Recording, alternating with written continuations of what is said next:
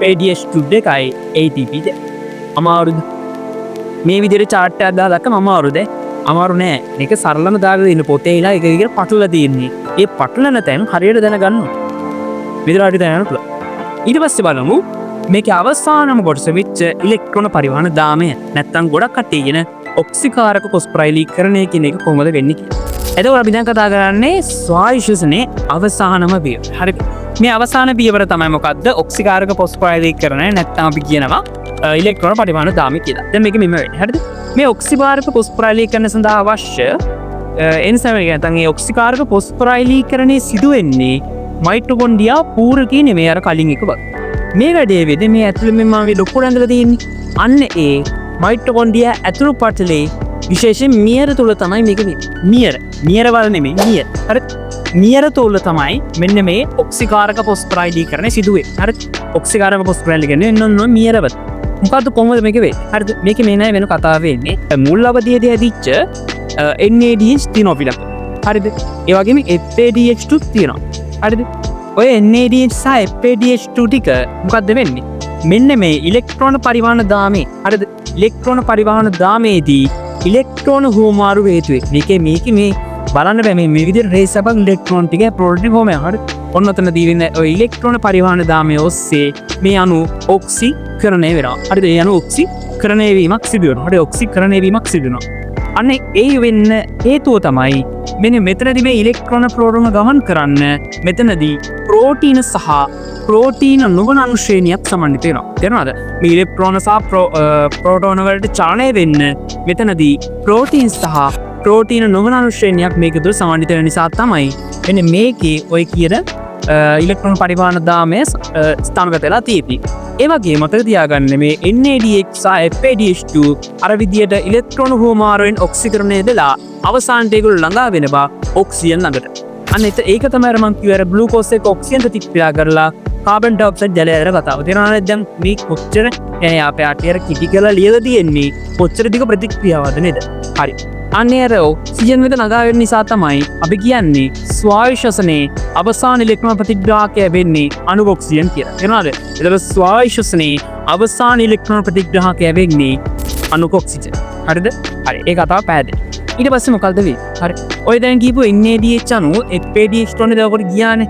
සාමාන්‍ය මතක තියාගන්න NADH අණු එකකින් ATP හදන්න පුළුවන්ලු 2.5ක්. ATP 2.5ක් හදන්න පුළුවන්. FADH3 අණු දෙකක් FADH2 අණු හදන්න පුළුවන්ලු ATP 1.5ක්. හරි. ATP 1.5ක් හදන්න පුළුවන්ලු. හරි. ඔන්න ඔය කියන ටික පොඩ්ඩක් මතක තියාගන්න පටල ගන්න නැතුව. හරිද? NADH නම් 2.5යි FADH2 නම් 1.5. හරි. ඔය කාරණාවට මතක තියාගන්න ඕක ගොඩක් වැදගත්. එතන මෙතනදී මතක තියාගන්න මෙතන දැන් කොනක් කටි දැන් ප්‍රශ්න දැන් මොකද ඔක්සිකාරක පොස්පරයිලීකරණය කියන එක මම අමුතු වචනයක් නේ කිව්වේ ඒක. හරි ඔක්සිකාරක පොස්පරයිලීකරණය කියන්නේ අණුවක් ඔක්සිකරණය වෙලා ඒ නිදහස් වන ශක්තියෙන් ATP හදවනවා අපි කියන්නේ ඔක්සිකාරක පොස්පරයිලීකරණය. NADH අණු ඔක්සිකරණය වෙලා ඒකෙන් හදනවා ATP. එතකොට මොකද වෙන්නේ? එතනදී වෙන්නේ ඔක්සිකාරක පොස්පරයිලීකරණය. ඒකයි මේ ඉලෙක්ට්‍රෝන පරිවහන දාමේ ඔක්සිකාරක පොස්පරයිලීකරණය ක්‍රියාත්මක වෙලාගෙන කියලා තියෙන්නේ. සාමාන්‍ය කියන විදිහට සාමාන්‍ය සෛලේෂෝසමේදී ATP මේ ක්‍රියාවලිය වලින් ATP 28ක් හැදෙනවා. ATP 28ක් හැදෙනවා. ඒක ඔන්න හැදෙදී පෙන්නන්න. හරිද? NADH 10. FADH2 දෙකයි. ඊළඟට අපි බලමු මේ හැදෙන මේ NADH FADH2 වලින් ඇත්තටම කොච්චර ATP ප්‍රමාණයක් අපේ ශරීරයට හැදෙනවද කියලා මේ එක ග්ලූකෝස් අණුවකින්. හරි. එතන මෙම වැඩේ වෙයි. දැන් අපි දන්නවා මම මේ පැත්තෙන් ලියා ගන්න අමතක කිරුණා බලන්න. NADH අණුවකට හැදෙන්නේ ATP 2.5යි. FADH2 අණුවකට හැදෙන්නේ ATP 1.5යි. ATP 1.5. හරි. එතකොට මෙතනදී මම කතා කරන්නේ කොටස් පියවර තුනක්. පියවර තුනක් මම කතා කරා. එක මොකද්ද? ග්ලයිකොලිසිස්. ඊළඟට පයිරුවේට් ඔක්සිකරණය සහ සිට්‍රික් අම්ල චක්‍රය. හරි. ඊට පස්සේ කතා කරනවා ඉලෙක්ට්‍රෝන පරිවහන දාම. ඒක ගැන ඇත්තටම ඕනේ. ඒකෙදී NADH FADH වල දුන්නේ නැහනේ. හරිද? ඒකේ දුන්නේ දැන් මෙතන තමයි වැඩි. හරි. ග්ලයිකොලිසිස් ගත්තට පස්සේ මම මේකත් තමයි දෙන්නේ පයිරුවේට් ඔක්සිකරණය සහ සිට්‍රික් අම්ල චක්‍රය. සිට්‍රික් අම්ල චක්‍රය. ග්ලයිකොලිසිස් NADH හැදුණා. NADH දෙකක් හැදුවා. පයිරට් ඔක්සිකර්මේදී ඒක් දෙකක් හැද. සිට්‍රික් අම්ල චප්පේදී NAD හැදුණා කියලා 6. මේ සම්පූර්ණ ග්ලූකෝස් අණුවක් ගැන කතා කරා. 2.6 යෝගෝන ද ඊට පස්සේ FADH2 අණු මෙතන නැහැ. එනලත් නැහැ. මෙතන FADH2 අණු දෙකක්. දෙකන්නේ අණු දෙකයි. තුනේ හරි. දැන් බලන්න මෙතන NADH අණු කීයක්? 6යි 2යි 8 10ක් තියෙනවා. NADH අණු 10ක් තියෙනවා.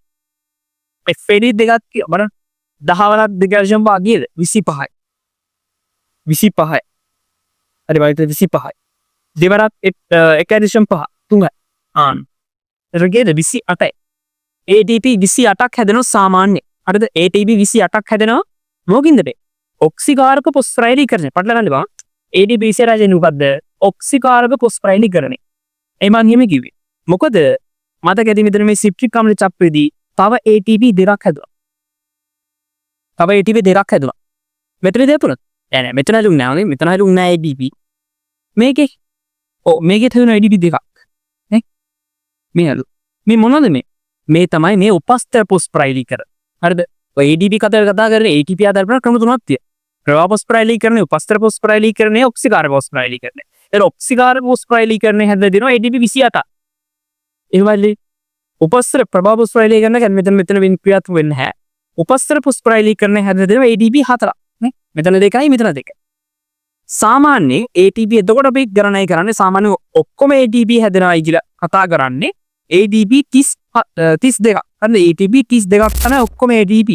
හැබැයි මේක අපේ දේහේ හැම සෛලයකටම වළංගු වෙන්නේ නැහැ.